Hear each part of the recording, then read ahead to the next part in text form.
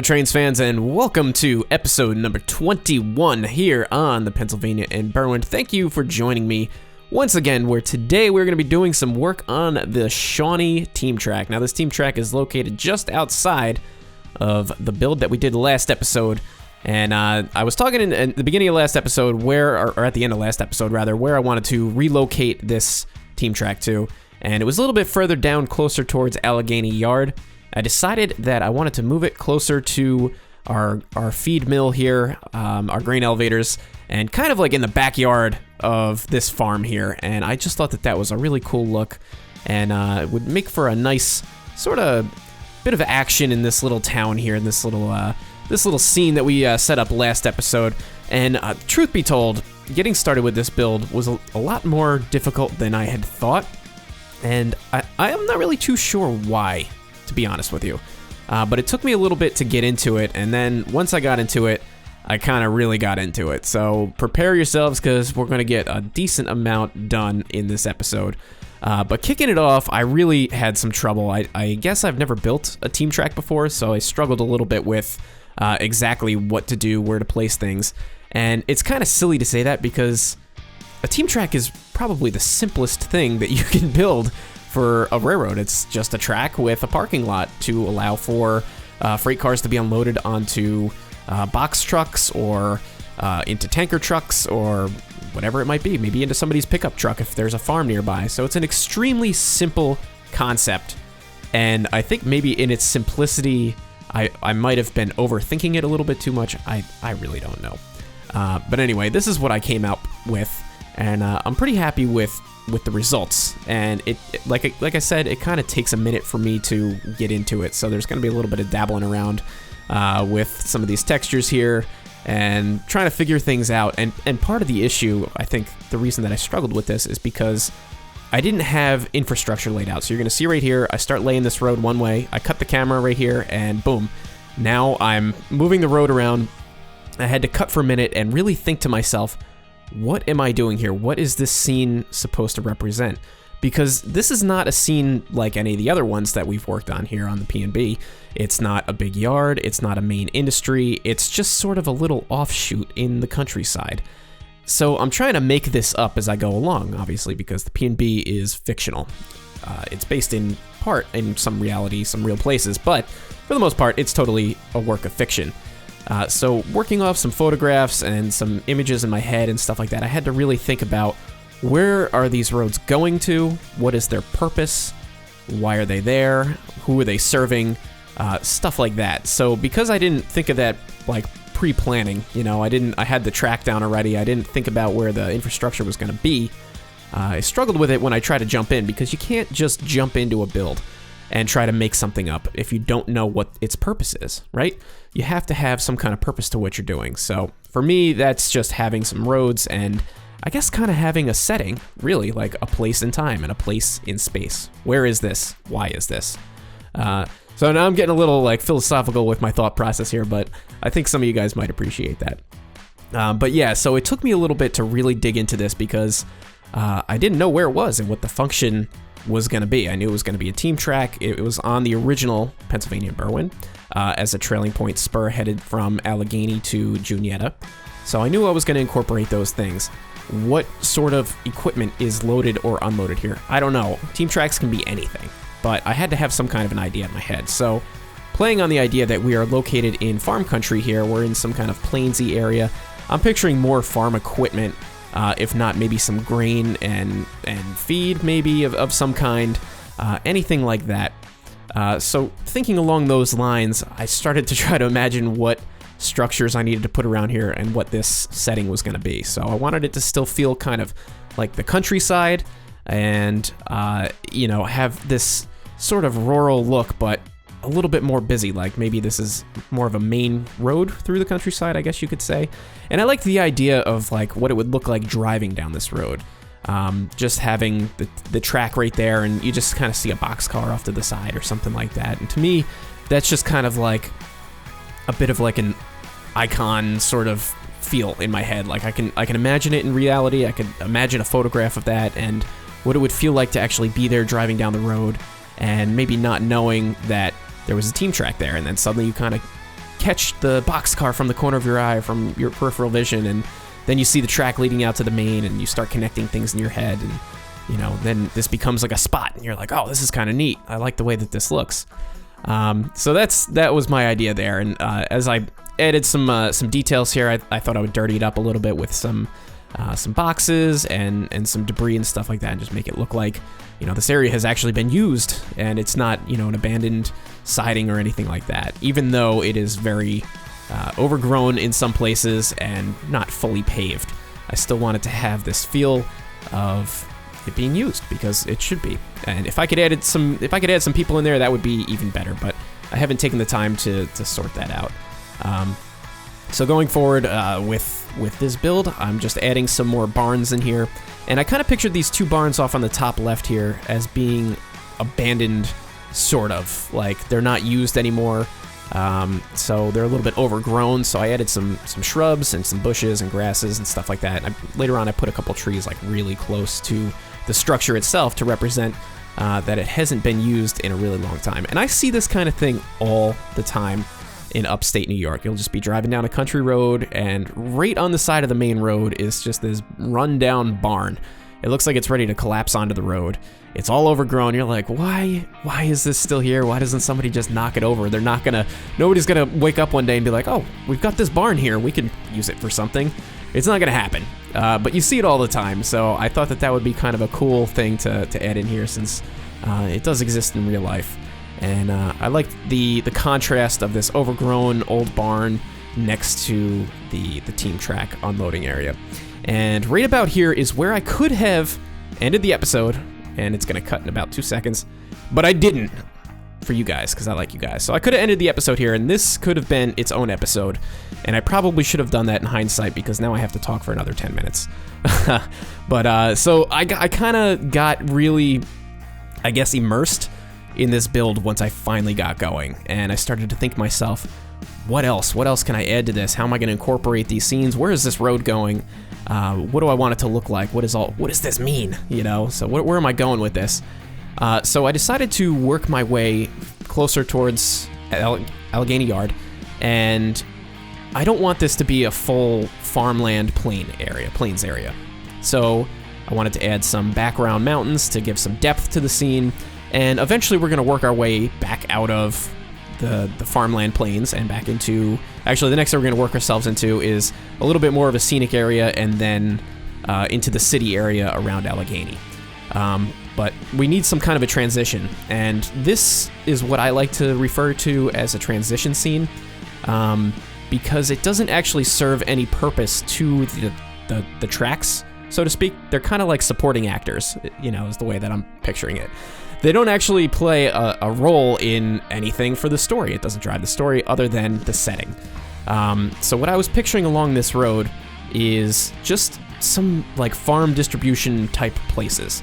So a lot of times in upstate New York, you'll be driving down a road and you'll see, just a big sort of, I guess it's like a commercial area. It's not like a commercial area like you would think, but there'll be like farm distribution companies and like a warehouse that sells like feed and grain, and I don't know what else is there, some kind of a market stand. I don't honestly know what these things are, but I've seen them, and I thought that this would be kind of a cool thing to add in here. So I added this John Deere shop right on the corner because that seemed like that would fit, and it's sort of a busy intersection, so I thought that would be kind of neat to add that. Good place to sell some stuff to the farmers. We're in the farmland after all.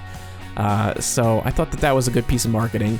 And some of these other buildings around here, I think there's a feed mill or a feed warehouse and some other grocer wholesaler thing. I'm not sure.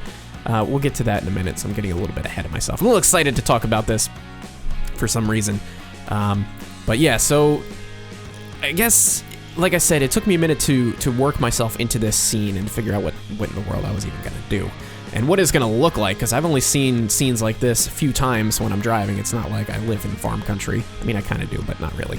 So I don't see this kind of thing constantly. So I had to picture in my head, what's this going to look like? I wanted to have this busy Four Corners sort of situation here, John Deere shop, a gas station, some of these other distribution places, and then just go a little bit crazy with the details.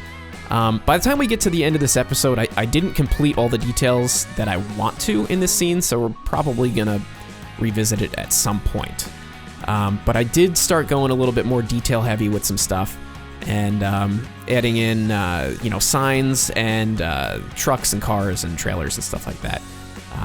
And I could add so much more. Sometimes I don't know when to stop. I have to tell myself that if anybody is ever gonna run this game at all other than me, like, I have to go a little bit easier on some of these details. But at the same time, I don't want to restrict myself too much.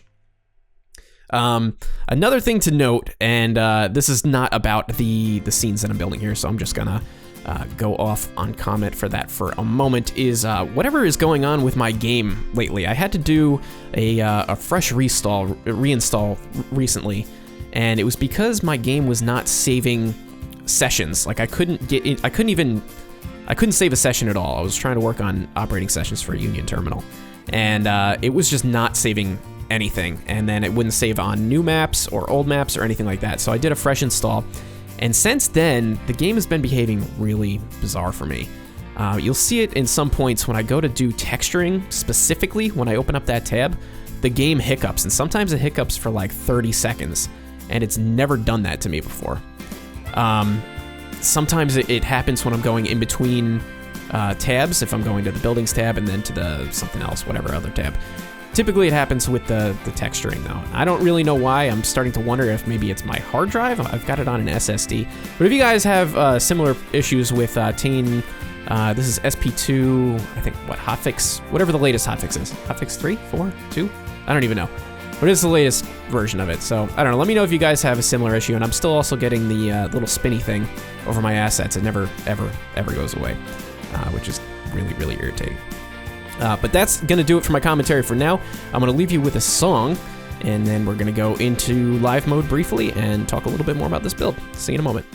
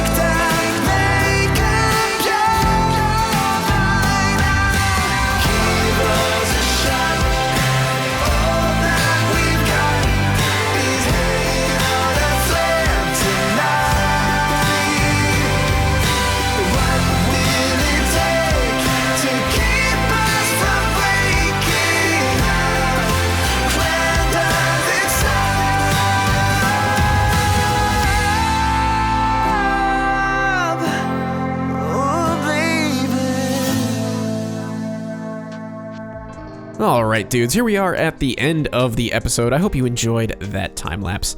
And here we are looking at the Shawnee Team Track with our mainline grain in the background from our last build. Looks pretty cool. Again, same issue we've been having with some of these shallow scenes, is just like looking off the edge of the baseboard.